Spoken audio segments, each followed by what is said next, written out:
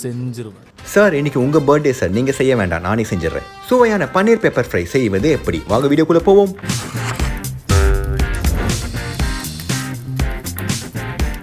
முதலில் பன்னீரை வெட்டி எண்ணெய் ஊற்றி மஞ்சத்தூள், பெப்பர் தூள், கரம் மசாலா, உப்பை சேர்த்து நன்றாக மேரினேட் செய்து கொள்ளுங்கள். இந்த மேரினேட் செய்த பன்னீரை சிறிது நேரம் ஃப்ரிட்ஜில் வைத்து விடுங்கள். ஃப்ரிட்ஜுக்குள் பன்னீர் மேரினேட் ஆனதோ. இப்பொழுது ஒரு கடாயில் தனியா, பெப்பர், சோம்பை போட்டு நன்றாக வறுத்து பொடியாக்கி கொள்ளுங்கள். இன்னும் கொஞ்சம் நேரம் வறுத்தால் தான் என்ன.